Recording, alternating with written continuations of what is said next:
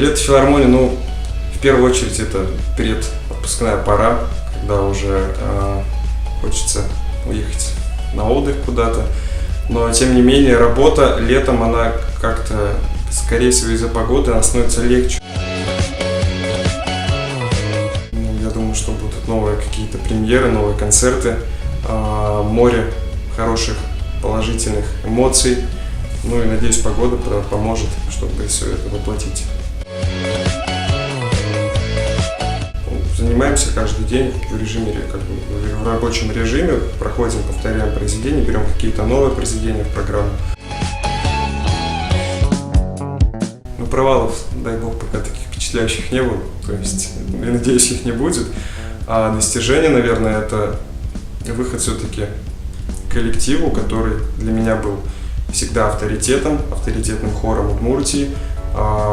Еще там со времен музыкальной школы я всегда восхищался этим хором академической хоровой капеллы.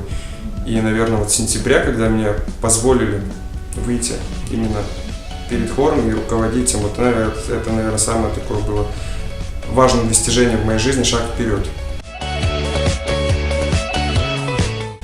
Миссия X на это лето — поступить в вуз. Да, меня ожидает поступление в Пермский институт культуры и искусств. Вот, я буду весь июль там поступать, сдавать экзамены, и надеюсь, что будет все удачно. Мы тебе желаем удачи. Спасибо. Поступить в вуз, закончить его, то есть на протяжении 4 лет также остаться на плаву, работать в филармонии, учить какие-то новые программы с капеллой. Есть желание восстановить рок-группу, в которой я был лидером, то есть создать новый проект, если будет время. Восстановить старые песни, написать что-то новое и дать какие-нибудь концерты. Можно записать альбом. Любимое летнее блюдо — это, наверное, все-таки будет шурпа, потому что я очень люблю готовить. Мы часто собираемся с друзьями, готовим шурпу. Шурпа — это узбекский суп, вот, ну, то есть там баранина, лук, много овощей, то есть это все готовится на костре, либо в казане большом, на большую компанию. Вот, наверное, это лучшее летнее блюдо. Ну, у него нет сезона, но летом мы очень часто его готовим просто, и поэтому, наверное, все-таки лето и кухня ассоциируются с этим блюдом. В году, наверное, в 10-11 мы с родителями каждое лето собираем чернику. Вот, и мы поехали за ягодами. Машину оставить пришлось на трассе, и меня оставили в машине, чтобы я кормил. Вот.